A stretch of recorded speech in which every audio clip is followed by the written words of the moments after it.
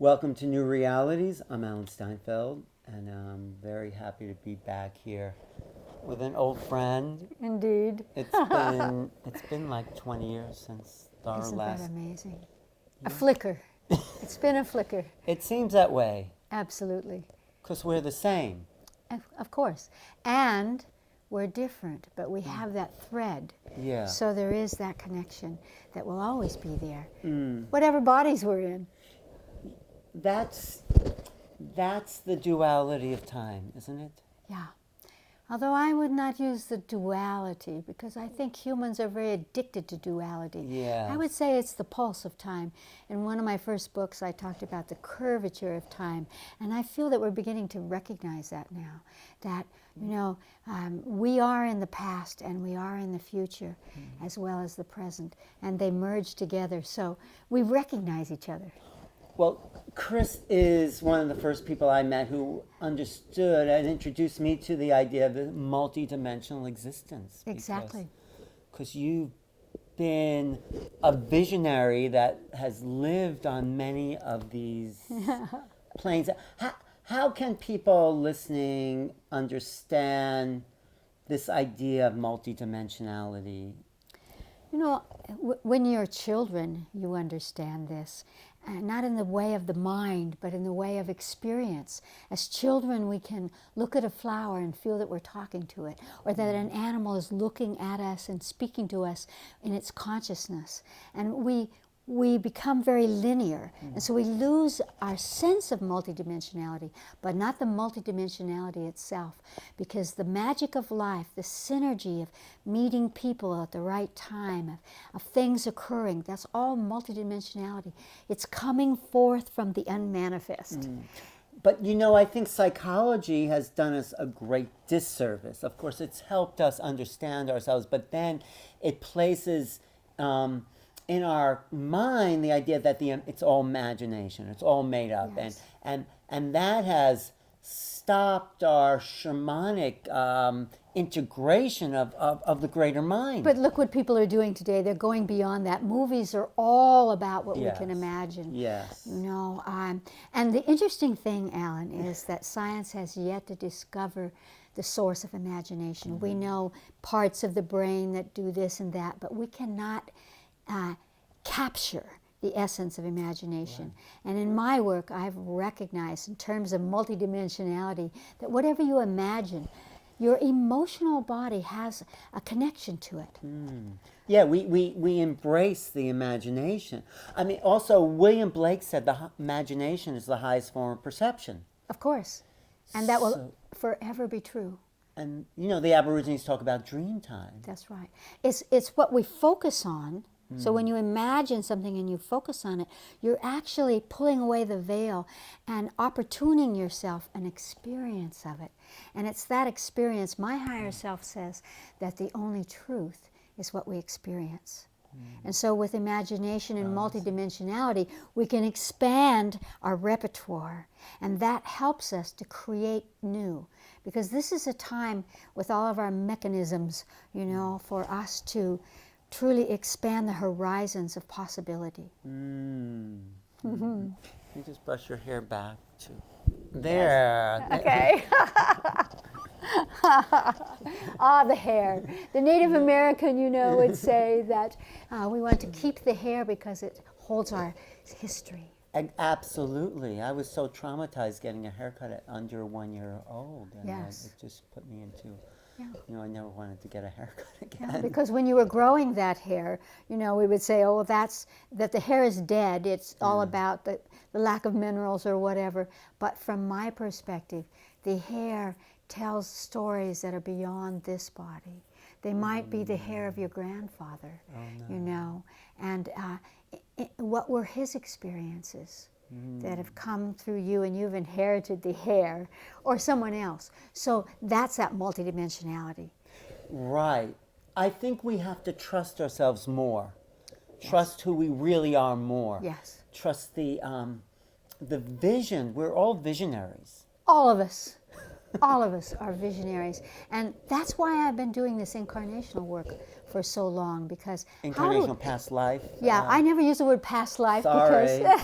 because when we look at the incarnations of the soul, we are seeing repertoire that is being played out in this lifetime with these people. And so there isn't that, again, that duality of this is past and it's gone. No, the past is playing itself upon the future through who we are today. The past is playing itself. Right, so those incomplete aspects that have disturbed the soul in the past need to be completed. Yes, and we are here with the joy of that completion, because completion is not an ending, it's an opening to a new beginning. I've been with many people at the moment of their death, and I have seen the soul leave. And when the body closes down, when the eyes become blank, and there is this shooting out through the eyes at the moment of death, and that's an expansion. It's a blast of energy back into the cosmos. Yes, that's so it's a beginning. My favorite quote by Edgar Cayce is, "It's not a question of how much does that consciousness survive the death of the body, but how much does that vast consciousness survive the life of the body? Yes. How much does that expansiveness can be incarnate?" Yeah, and what opens the threshold to that is the possibility of wielding consciousness, wielding our mind's focus, so that we allow that possibility. See, children allow these things, and we need to set aside that, oh, that's only your imagination. And we need to allow the imagination, because you can only imagine what you have a frame of reference for. Right. Well, I think you can imagine, the artist imagines what they don't have a frame of reference for, in a sense. Well, through their multidimensionality, they do. Yes. Maybe in this body, they don't see it in the world around them. No, they don't understand but it. But they even penetrate through the veils. Yeah. And something, all the repertoire, imagine the repertoire of many embodiments coming through, that allows them to see color, to see shapes, to see things that maybe are not even worldly. Exactly. Beyond their concept, their conscious awareness. There's a precept, there's a perception that they don't, I think what I've been writing about the artists, they don't even understand. Yeah. Well, understanding is the booby prize. Right. Some great being said that, and I Werner Erhard said that. Yes, I absolutely agree that is true, but knowing, and that's where experience comes in, when you have that sense of something. So when an artist begins to paint something, doesn't know why they're doing that painting, but something inside them knows it's real and brings it from the unmanifest to manifestation. And so our repertoire of possibility is infinite. And that's the purpose of embodiment, to experience the evolution of the soul, the evolution of life, of energies, of possibility and relationship. I have a deep love both of Chinese medicine that says everything is connected to everything, and Einstein, who said relativity. The word relativity means so much to me. What does it mean? Well, it means that we can belong to everything.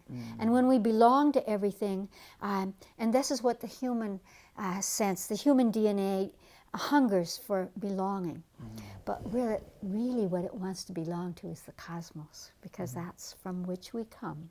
And we know we are part of that. Yes. We know it. Yes. And it's been educated, of course, and brainwashed and out of us to understand that. So your work is about that. Many of the movies that we're seeing today, are about aliens. And I really don't like that word, because alien means it's separate from us, that we don't know it, and we do. We come from a galaxy.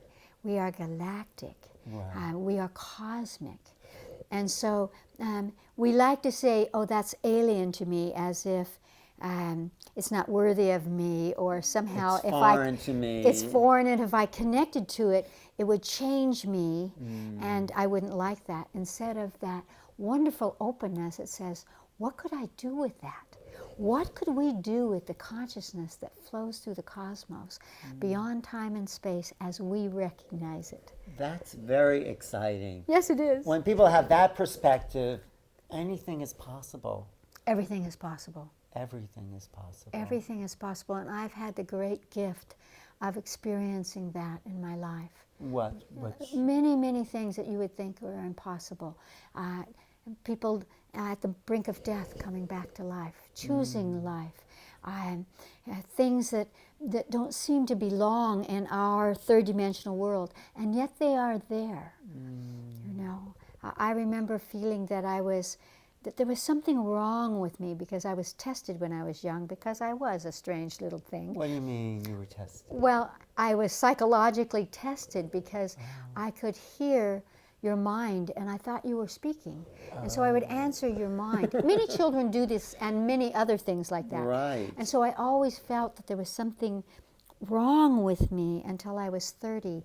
And I confessed to one of my colleagues, a psychological experimenter, and he said, come into my laboratory. I want to show you something. And he had electrodes connected to rocks, and the rocks were pulsing.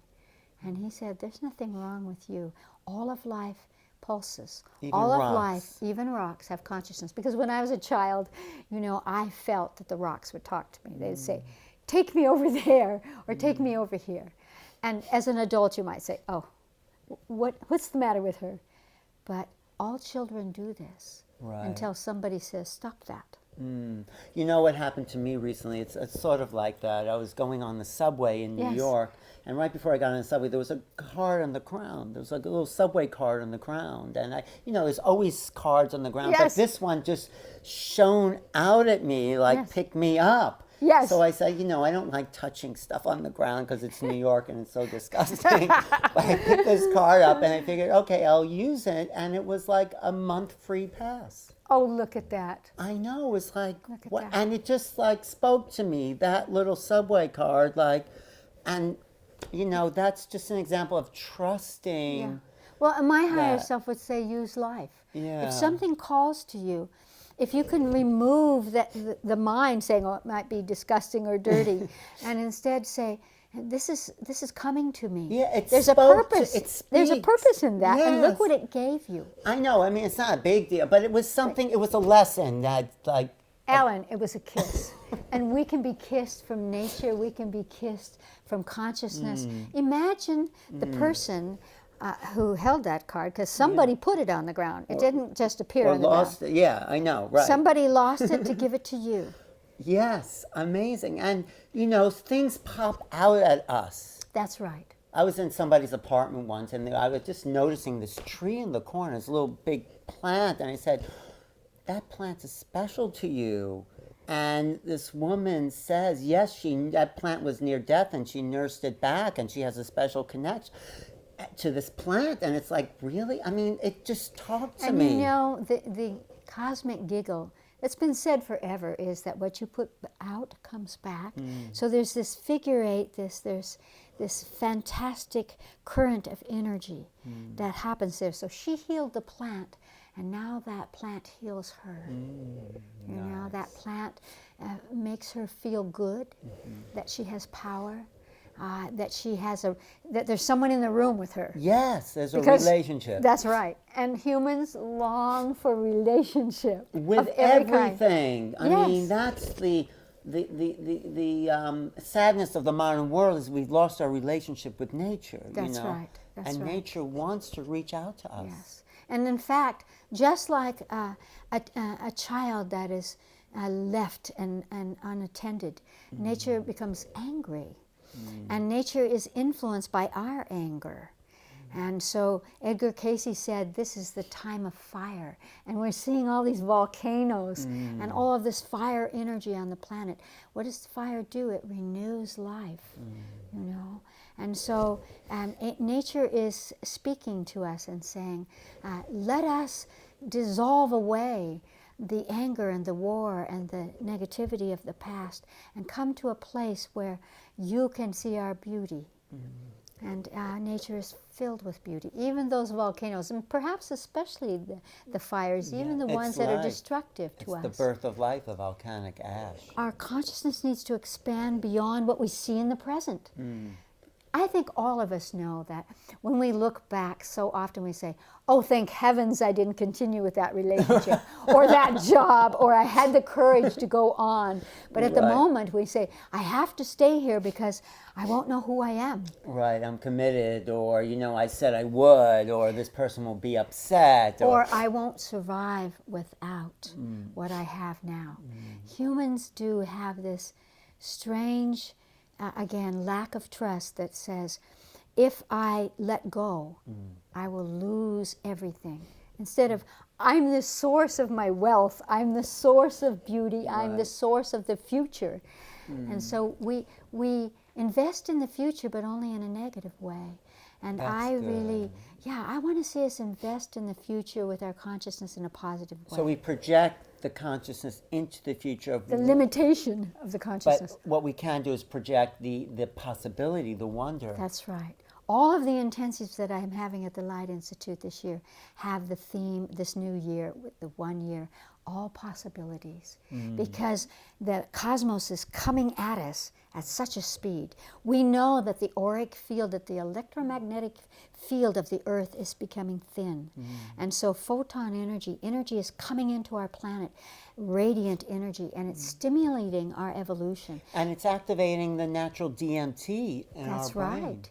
It certainly is. I mean, more people are visionaries, more people are waking up. That's right. I mean, you, of course, were ahead of the game. Well, we're all ahead of the game. It's just what triggers us into knowing that.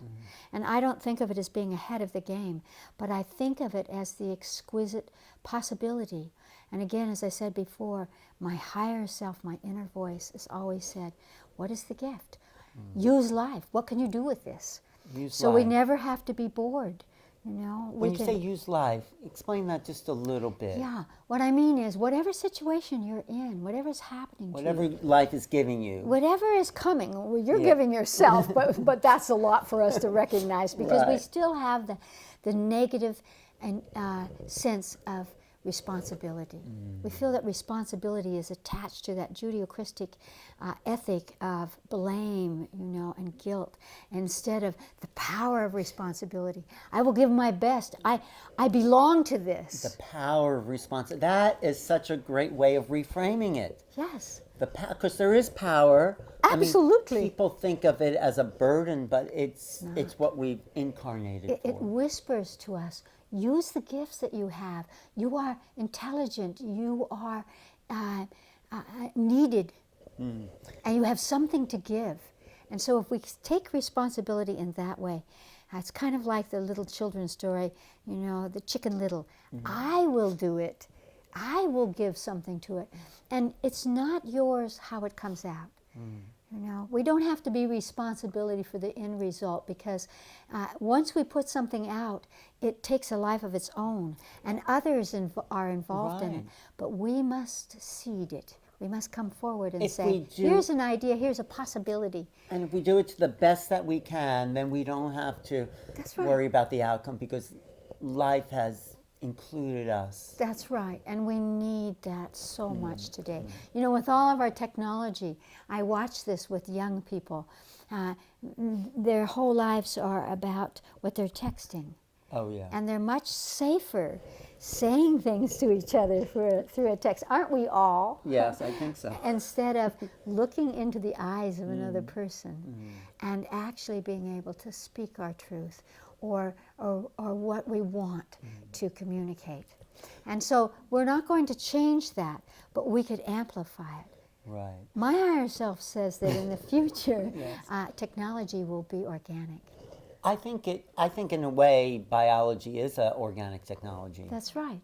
Of course it is. The thing I do want to say about texting is sometimes you get a text and you get the psychic imprint of the text. Yes, you do. Thank you. That is yes. true. Absolutely. And wow, they could say something simple and it's like, oh, like you get it, you know? And even I love all those little smiley figures Right. and all of the little emotional things because they can transmit to me. Sometimes I have to say something to someone that might seem, without hearing my voice, it might seem a little bit harsh Yeah. or somehow shortened and not have the hologram of it. So, so then I put a little smiley, or I put a little laughter, or I put a little spiral to the cosmos, and I know that it softens it for them. I know that it says to them, "It's okay. I'm here with you." But you know what texting is? It's a singularity of the dimensions. When I talk to you yes. in person, Yes. I am getting the multidimensional That's you. right. So I can't limit this communication to just these words. Yes. The texting you can, Yes. but the in-person, incarnational exchange, Multidimensional, all around, holographic. Yes, I mean, Yes. there's so much happening in our psychic space. And people don't realize, they don't honor that in themselves. And talk about trust. Trust your intuition that you're not only watching someone's words, but you're watching their expression. You're seeing their soul. You're feeling their heart. And when you feel someone's heart, your heart connects. And this Yeah. is important, you know. Yeah, there's the resonance of the heart. That's and there's the union of our fields. That's right, which is fantastic. Yes, we're one being in this communication. And to go back to nature, nature is alive, you know. And when we first met, if you said I'm a tree hugger, people would say, Yeah. disregard that person in their conversation. But today people would say, yes, I love the trees as well, you know. And so what I want to say to the world is that talk about using life from a tree, from a dog, and people understand from a dog, Yeah. from all of nature, from the wind. You can have that sense of having a conversation, of being included, of being touched. We need to be touched. Yes. I was going to tell them to stop. But what I really want to talk to you about is, you know, for the last 20, 30 years, you've been a wise woman. You've been on the wise woman path, leading people, helping them experience incarnation. What has been your internal process? I mean, when we talked 20 years ago, you were already very in touch. In these last 20 years, what's deepened for you? What's been shining out? What has come through that you didn't know 20 years ago? What's been your process? Oh my. I think that I would come first with the concept that I feel that we are all more cosmic, that the cosmos is coming in to us and activating our intelligence and our wisdom for everyone. And so I have a sense, it's an expanded horizon, that when I look at you, I don't see just Alan the man.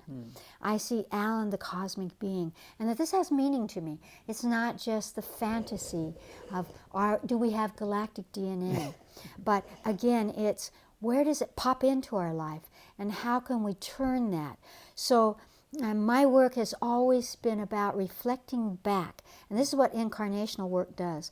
Reflecting back to someone. You're so much more than your daily life makes you think you are. And so it's the invitation to see yourself in that way. To know that you can come up with an idea, that you can get over a hurt, that you can imagine that you could come from a different dimension and use that. My great-grandfather, who was one of the most important people in my life, always said, anchor the sky. So as we expand our technology, as we realize that we are global beings, just to begin with, what happens to you across the planet, it's happening to me on some level of my being. And instantly we know about it through the internet. That's right. That's the magic of But we today. know about the actions. And as I was saying before, this problem with history is that we don't necessarily know the deep spiritual result of those actions, and we need to know that. So my work with a spirit as a spiritual leader, if I might say, No, you can. is to reflect again that our spiritual energy says that we are unlimited, and that we are connected, and that we have resources that are beyond the limitation of what we do every day. And my higher self would say, take what you do. Maybe you're just driving in traffic or sitting in the subway. Look around and see what you want to give to the world. So I think in this last 20 years, I've really begun to access the power of the giver. If you see someone who's homeless in the subway, you can send light to that person. You can look at that person. I used to do this with my children. What do you think that person is thinking? What is that person feeling? Who is that person? Because when we look at multidimensionality, that person might have been a great being, a powerful magician. Maybe they used it badly and they're punishing themselves. You know what I look for on the subway? I look for the God in that person. I look There for you are. That's my favorite thing. The light That's that right. is eternal. And in that's that what person. happens if you look through the outside.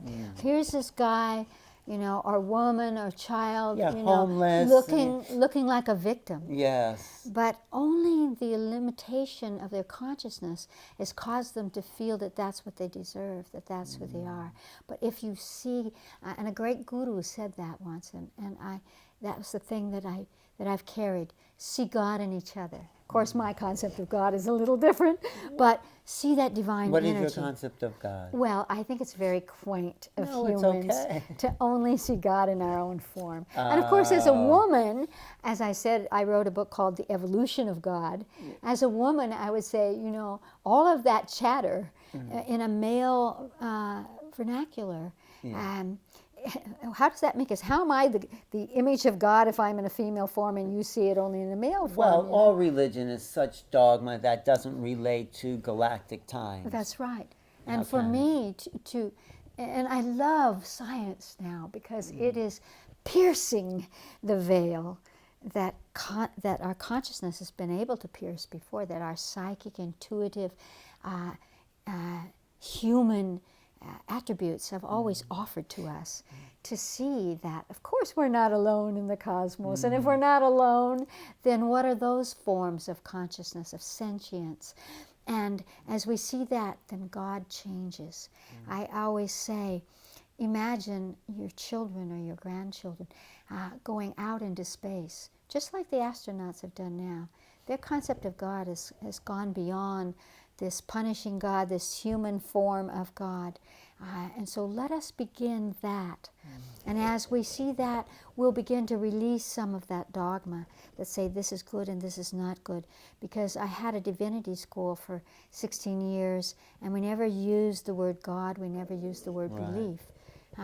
We expanded that so that we could touch that energy in a more profound way. So I'm just getting, when you say we're galactic, we aren't limiting ourselves even by the word human or earthling. We're making available to consciousness a greater facility. Thank you, Alan. It's so true. We must begin to see ourselves in relationship to the cosmos. We are made of carbon atoms, as are the stars. And as are any other sentient energies that inhabit stars, which have planets around them. And so as we expand from our human DNA to our galactic DNA to our angelic and devic DNA, we can see ourselves differently, and we can relate to that. Again, if you imagine that you are a galactic being, that you have that, what is DNA? It's simply a structure. It's a matrix that gives you possibility. So if we allow that, what could it do for us? Well, let's go into that with you, if you don't mind, because I'm interested in the levels of perception, and you can go as far out as you want. I don't want to scare you. No, scare them, because that plants seeds of possibility, because in your work and in your personal visionary experience, you are seeing more than you ever have, and Yes, I am. I want to know what that is. I want you to scare us. No, not scare us, but I want you to awaken. What I want to say is that each of you has a repertoire that is beyond what you perceive in yourselves now. I wrote a book called Psychogenetics, The Force of Heredity.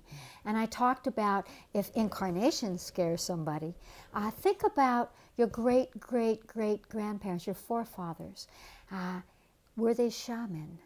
How did they see God? How did they see themselves in relationship to nature? You have inherited that. Right. You have inherited that. We have, in some aspects of our history, stories of great beings coming down, light beings coming down. So I always want to say that as we expand into the cosmos, we want to bring it into our human form, because our human form is changing. There's so much radiation going on right now. Right now it may be causing cancer, but if you quicken, if you allow yourself to feel that you are a galactic, for example, your radiance will increase, and that will allow you to connect to other worlds and other energies. And so instead of being hurt by energies that are stronger than you, you can relate to energies that are stronger Well, than you. you know, cosmic radiation is the engine of evolution. That's right. And that's how things evolve, with these pulsations of blasts of cosmic energy. That's why it's quantum evolution. I love that you happens. say that. Yeah, I love that no, you say that. It's so true. that's my understanding, because there's you know, gaps where all of a sudden things burst and there's a new species overnight practically. And what that does, that blast, Yeah. that radiant blast, and what it does is it expands the consciousness so that it begins to be able to absorb and receive energies that change who we are. It actually And that's expands very- God. I mean, it's the engines of the God's evolutionary That's right. creation. To imagine that your source, that which created you, is stale and does not change, is ludicrous. Even with our intelligence today. That's why I wrote that book, The Evolution of God. Because as we evolve, my concept of the purpose of life, the evolution of the soul, is that God grows through you. Our thoughts, our experiences, what we can imagine in this lifetime goes from the manifest to the unmanifest, and it influences future. It changes the flow of the cosmos. It amplifies it. Right. I had a teacher that said, God only knows what you know. That's right. So get about it. But as we make known the unknown, That's right. which is our incarnational role and gift, That's then right. it's the evolution of consciousness And itself. that comes through experience. So we needn't be afraid to be in our bodies, but to allow the bodies to experience. The more we do that, the more the old stiff energies fall away. What is good, what is bad, what is allowed, what is verboten, all of that. It falls away. And we feel, we begin to relate to what's called the unknown. You know, in my vernacular, there is no unknown. What is unknown to you does not exist. It does not exist for you because you have no relationship to And it. then how do we know more? Because doesn't it come into We us? experience it because everything is related to everything. It's relativity. You have an experience and it has 1,000 aspects connected to it, and it opens you to that. When I began this work, I began with the emotional body because I saw that the emotional body only functions through association. It associates. It takes this experience and then it attaches to it others that seem like it. And as it goes out, you know, associating, new things start to come in, and awareness and consciousness expands. And they're also proving that in neurophysiology, Of course. neurons that fire together, wire together. So we right. have these associations. So now, in your process, Yes. You keep getting back no, to me. I keep getting back to it because I'm really interested. Because you were at the forefront. I mean, you were where a lot of people. You were 20 years ago, where a lot of people are just now awakening to Yes. this multidimension. So I want to know: do you feel you're getting closer to something, to to another awakening. It's not, and humans have this little foible, is that we always see everything in the future, like if I could just get there. What I have found is that as you relax, there will come to you. I had a beautiful experience, if I can tell this little short story. Yes, please. I took some people to Sedona, which is well known for its love vortexes Sedona. Yes. and its connection to other dimensions. And the red rocks heal the heart. They do. It's a wonderful place. And so I did an intensive there that was about freedom. Freedom in the body, freedom in life, freedom in all levels. And I took people to the various vortexes. My father's lived there for 45 years, and so I know Sedona very well. Your father did? My father did. Before it was the hot... Almost 50 years. That's right, way before that. But I took them to a vortex, a special vortex, which I'm not going to say at the moment, but it is a portal. It's not just a vortex, it's a portal. And this is my own process. A long time ago, when Stever, I can't remember his name, the guy that wrote the book about the Greys, and it had the picture of the Greys on it. Whitley Strieber. Yeah, that's right. Great guy. Just had lunch with him. Yeah. Oh, well, I'd love to have a chat with him. Anyway, years ago, I had seen the cover of that book and the conversation of the Greys.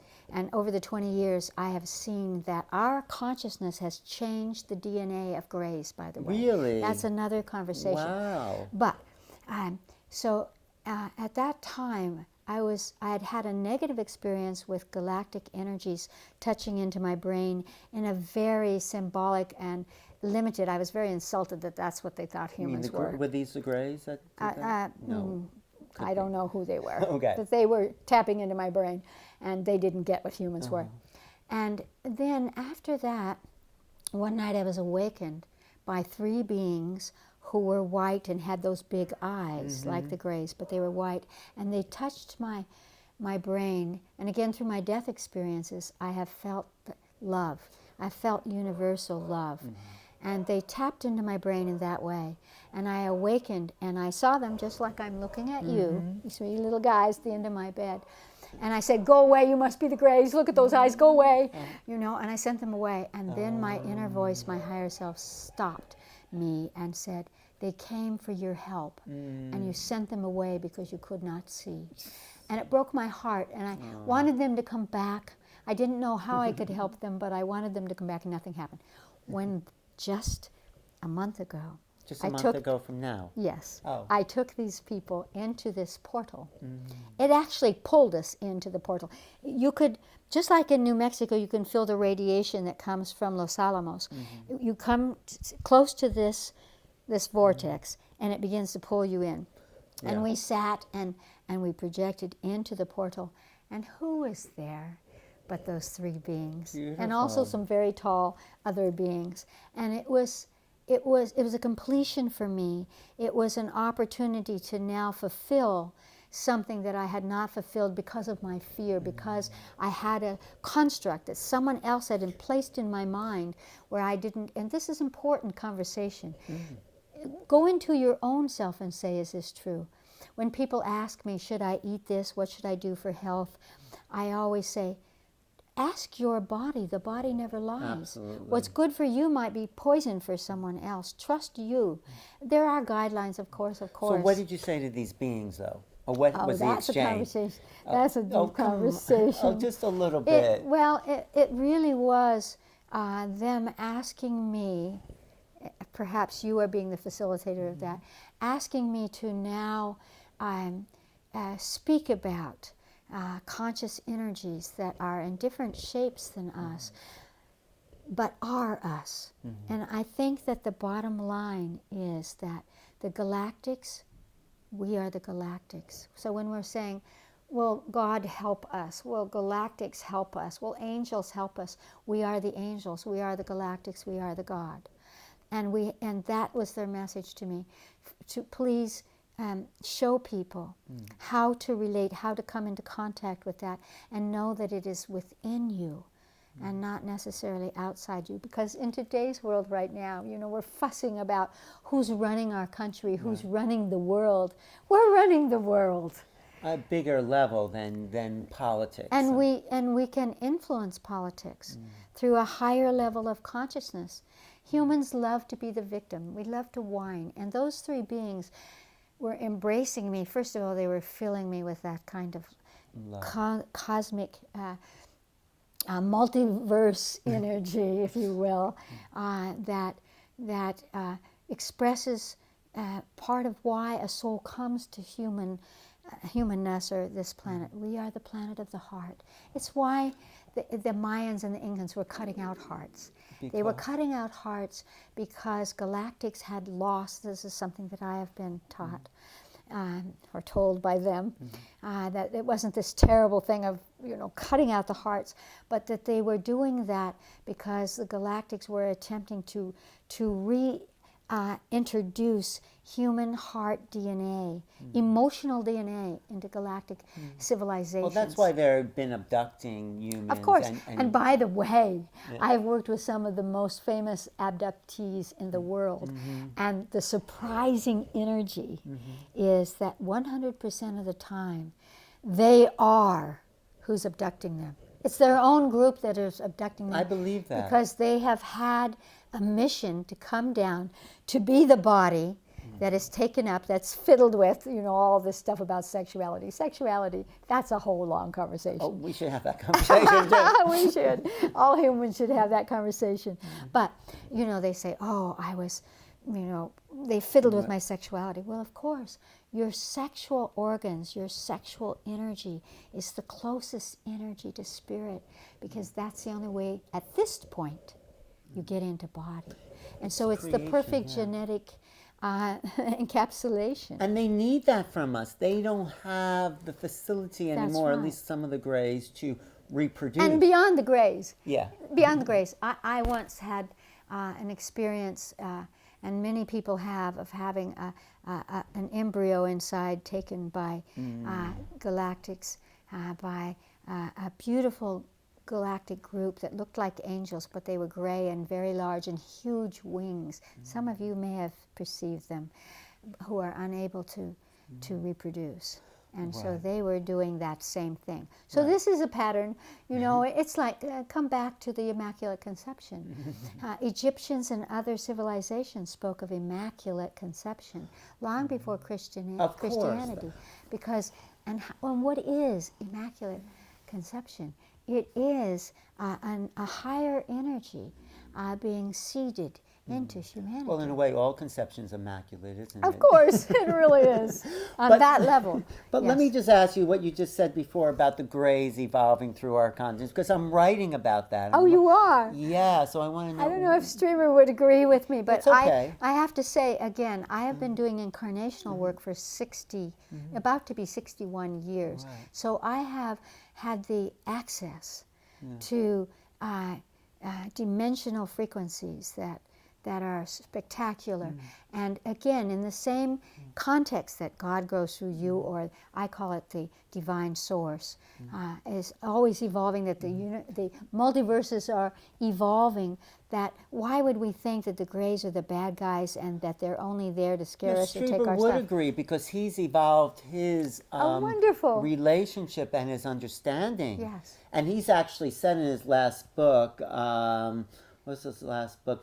Supernatural, that what we think are ETs or Greys are really just a concept we could, relate to, but that's not what they are. They're way beyond what we can imagine. And here is the difficulty, and this is the essence of my evolution and my teaching, is that humans somehow in our genetic encoding, in our experiences, back to almost the beginning, have had this smallness that have said we have to be fed from the outside, so we've never opened to the actual source. I mean, if you could imagine that, and why couldn't you, that you are a part of divine energy, how else would you get here?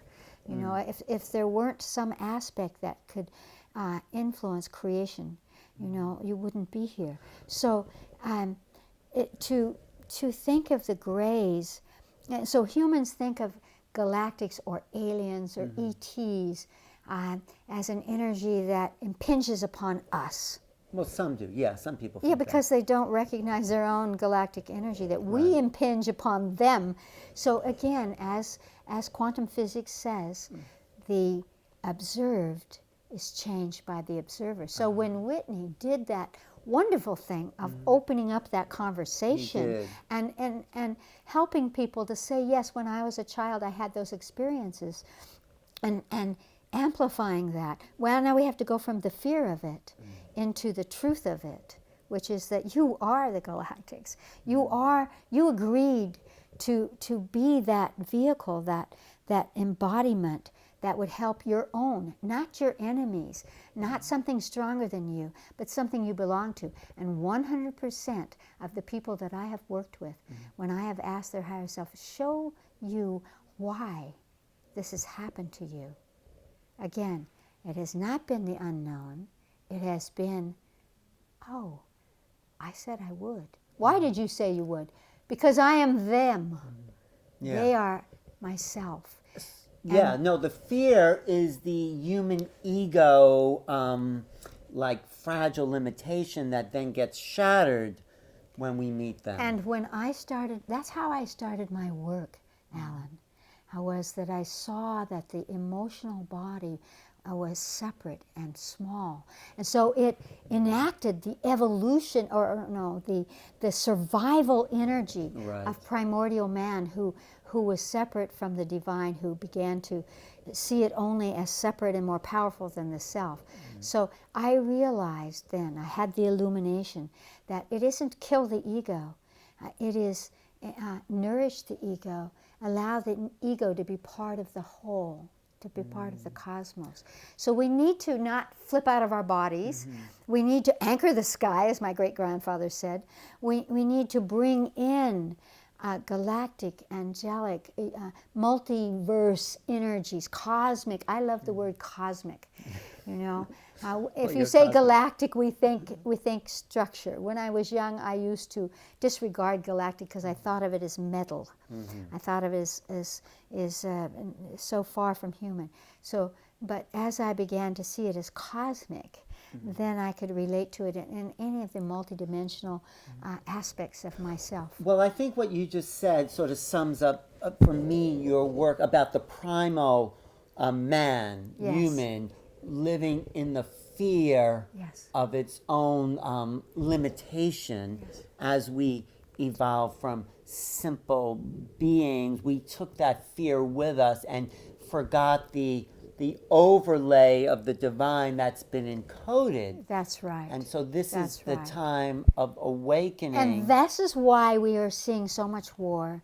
We are seeing so much because at this point, this pivotal point in our evolution as a species, as a part of the cosmic community, we must let go of the illusion of survival. I think that's why, we say, why does something happen to you? Why did I learn about incarnations from an experiential octave, not an intellectual octave? 6 near-death experiences. It's just, which happened when I was a child. That let me know right away that there's more than this. But that I learned about incarnations as a way of recognizing that you can tap into that, and when we tap into that, that is beginning to imprint human consciousness away from survival. You will survive beyond this body that you carry. Survival is ensured on the consciousness level. And That's right. We get caught up in the smallness, and we get... Even in these bodies, here we are trying to kill each other off. That has to stop. It's awful. And that is simply... my own higher self has said, especially in the Middle East, there was so much bloodshed. There was so much hatred of embodiment there that is coming to the surface because the earth itself has said to me, I'm smothering. I cannot shift and evolve as an earth, as Gaia, until you clear away all of the human blood that is influenced. And so instead of seeing the evolution of that, right now we're seeing the repetition of that. But connected to the repetition of that is the evolution of that. Yes, of course. And it has so- to be played out Absolutely. eventually. And not even It's like eventually. lifetime. We're You doing do it the now. same thing every lifetime until you get it, right? That's right. Well, there's a little shift each time. Yes. And So we repeat, but we repeat because we're intelligent. We repeat with a little glimmer, a little flicker of light But that the Middle helps us. Eastern wars are like that repeat with maybe a little glimmer. Well, we're not seeing the glimmer right now. But what's happening is that people around the world are beginning to come together. Young people are beginning to come together and say, we're not afraid of you. You're not all this. We can relate to you. And I always say that if you sit with your enemy and you say, what's important to you? They will say, peace. Peace meaning safety, food for my children, love and safety for my children. And I could say, this is true of myself. This is true of Marshall Rosenberg proved that with nonviolent, everyone has the same needs. That's right. We just And have if we different talk strategies. about that, we can say, I can help you to have that for your children. Let us bring our children together. And people are doing that around the world. I can remember being in Russia when invited by a group of Jewish people and who helped me with this group called Club Healthy Family that came from around Russia to talk about our humanity and our health. And then suddenly Russia started pushing them out, repetition of old patterns. And I love this specific woman, this beautiful woman who went back to Israel and started again taking young people from other groups and putting them together and allowing the young people to say, I'm not afraid of you. And, you like texting, I like texting. You like food, I like food. And suddenly there is this, and it's growing in the planet. So what do you see now? I mean, wrapping up, because I know you have some sessions to do. No, it's okay. You and I could talk forever. Yes, and we'll hopefully continue. Again and again. I will come out to New Mexico Please and we do. will Please continue. Chris is New in- Mexico, Galles- and Galisteo. Bajo. I chose to have my center there because it is a literal window to the sky. And people can feel that expansion. Even the wind that blows on you there will blow your ego, will blow your auric field into a bigger perspective. So do come. But I will. But what do you see now as a visionary for yourself also and the future? What are we closer to now than we've ever been before, and what do you... We are at the precipice. We're at the precipice where we make choice. And one of my favorite words, Alan, is choice. Peace is a choice. We have a choice to choose. We are creating our future now. So in this limited perspective that we have, we feel like the world is falling apart. We know that environmentally we are definitely at a precipice. We must act now on a new level. What I see is that at this dangerous moment that seems as if it's closing in, there will be a new seeding. There will be a new point of enlightenment that doesn't have to do with the danger of not surviving, but the power of, again, bringing in possibility, and people will stop being invisible. What I see, and I see this in what we see as the opposite. We see the opposite right now. We see people killing off other cultures and people who believe in the same God killing them off. Yeah. What I see is that is the end. That is an ending. And what is coming now is that we are beginning to realize that when we come together and we use our psychic capacities, our spiritual capacities, we are dissolving the illusion of our separation. We think we're sitting in two bodies here. We're actually sitting in one body. Yes, we're in a field. And so what I see in the future is more and more coming together. Now humans, again, have a little trouble with that because we have trouble with trust. And that's why we're being pushed to this place where we have to cooperate. What happens to you happens to me. And even if that is a survival concept inside me that says, I better help you, because if I don't help you, I will not be here. And so we can use the old framework. From the old comes the new. The new doesn't come out of nowhere. It comes out of some point that's been hidden. And what I see as a visionary is I see the opening of the human heart. You know, we started down in the Tan Tien, and we went from the Tan Tien to the emotional body, to the opening of the heart, and now we're in this place of the throat in our evolutionary passage. And the throat is the wisdom coming in to be communicated, and the heart lifting to be shown. So we're in a place where humanity, the experience of humanity is about to break free.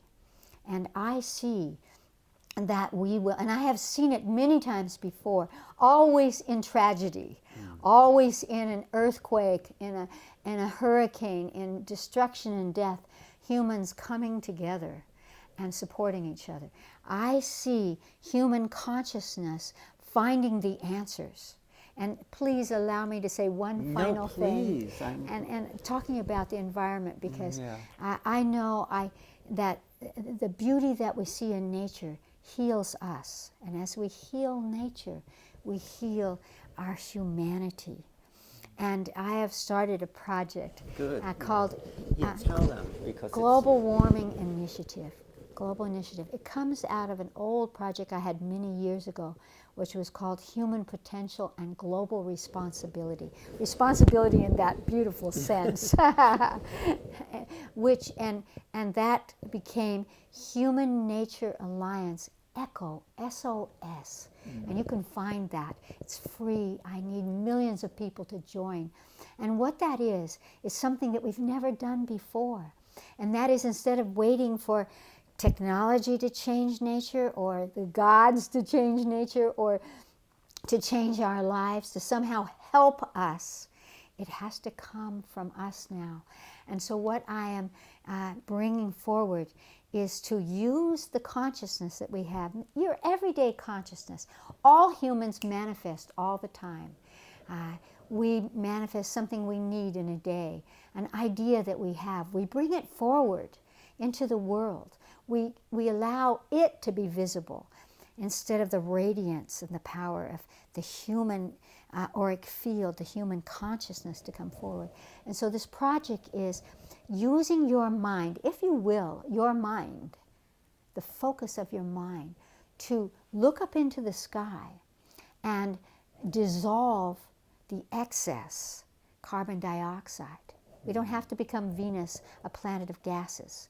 We can preserve our oceans. So allow us to dissolve the, just how do we do that? How do we focus? It's so simple. Yeah, and I'm going to be giving a number of what I call technology of consciousness to those that are joining that. To dissolve the carbon. To dissolve it. But basically, I could say to all of you, it's really nothing more than perhaps you could begin by imagining a beautiful blue sky, and in penetrating that blue sky and feeling the molecules of carbon dioxide, allowing them to demanifest, to move back into demanifestation, so that there is a balance, so that the seas can absorb more carbon dioxide, so that the plants, the gift of the trees on this planet, can bring about that balance within us. It's very simple.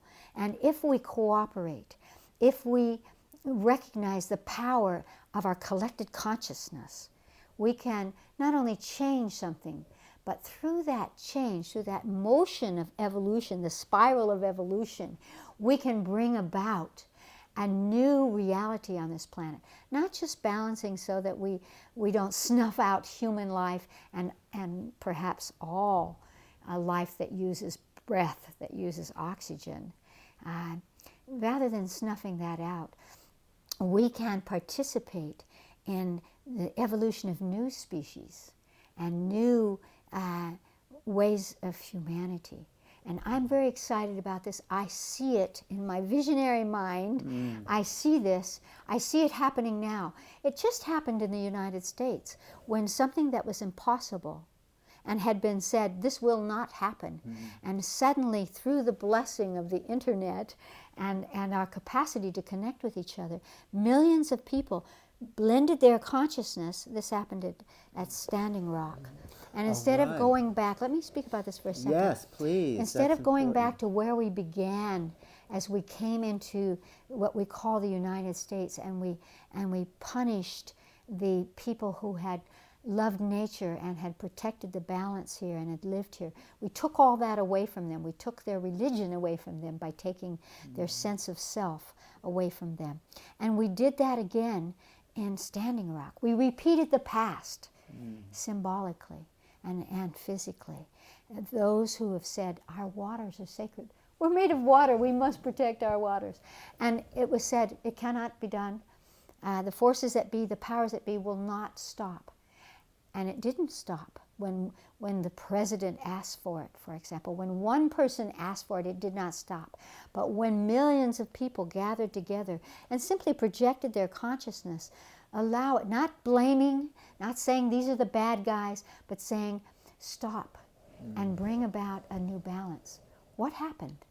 Suddenly, out of nowhere, it stopped.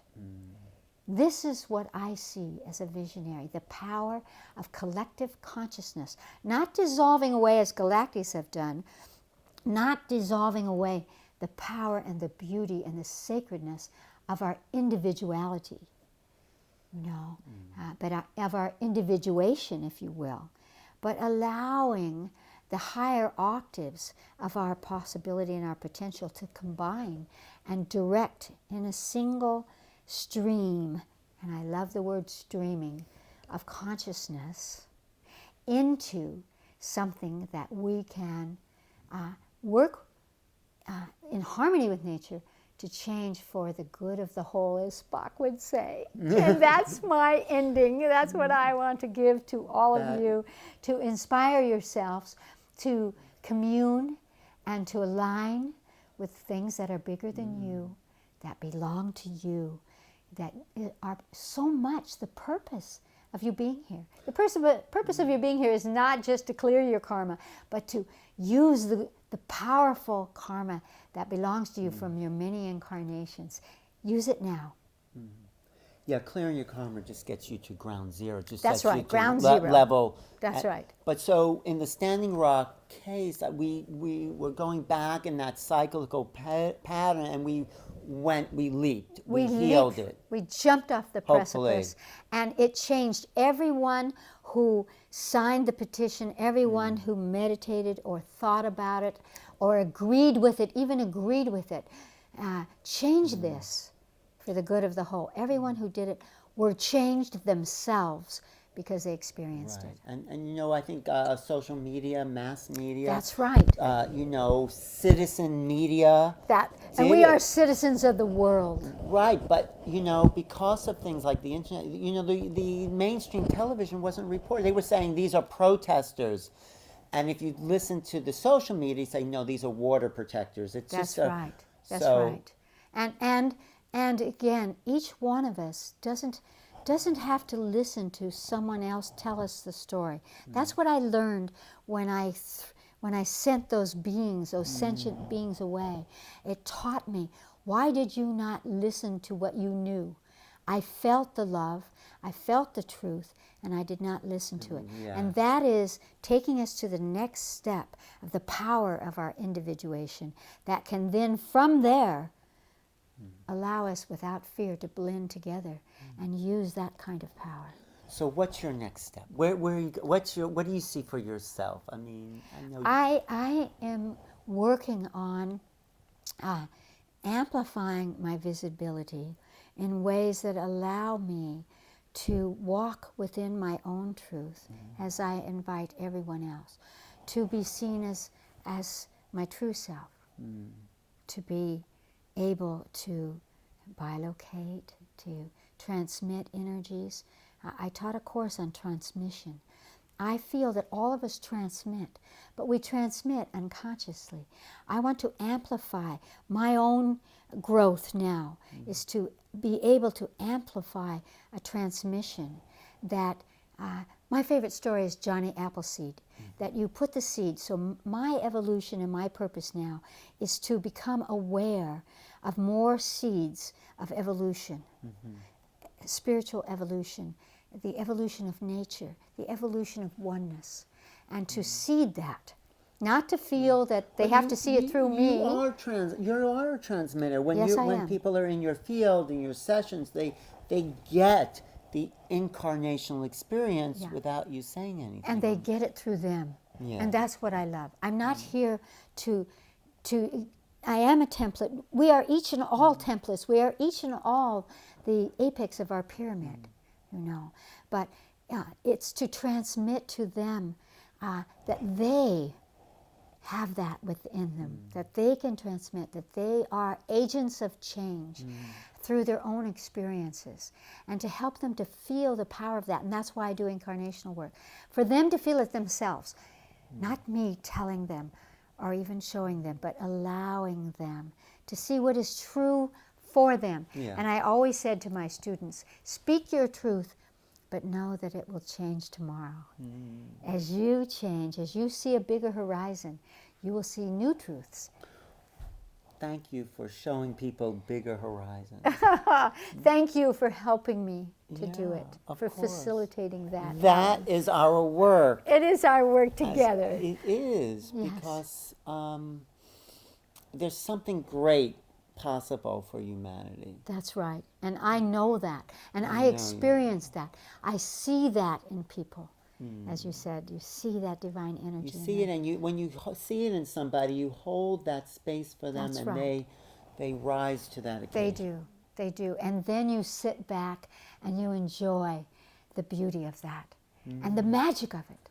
There's magic in this world, and it's coming forward. And that's why we long for it, and that's why we want to see it or hear it. And hopefully you have seen some of that today. Well- and you will take your own magic and seed it out into the world. Great love. Thank you.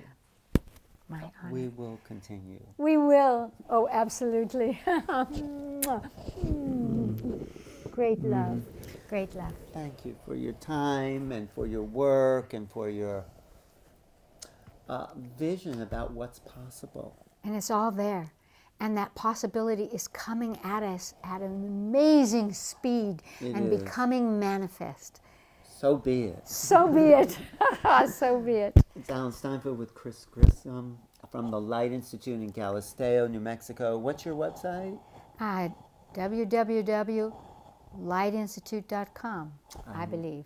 Or the Global Initiative .com or chrisgriscom.com will bring you into all of those circles and circles upon circles. Look for Chris. She is going to be out there even more because you've kind of been behind the scenes. Yes, but it's time to expand time. that. Totally time. Yes, and this and what you have done and do is the gift for us all. You give us the voice, and I am very, very grateful for that, Alan. Thank you. Thank you. Alan Steinfeld for New Realities, and for me, I am changed with each interview. I am like For sure. encoded with new information that makes me expand more. Wonderful. Look out, world. Here he comes. Okay, talk to you next time. Thanks for watching.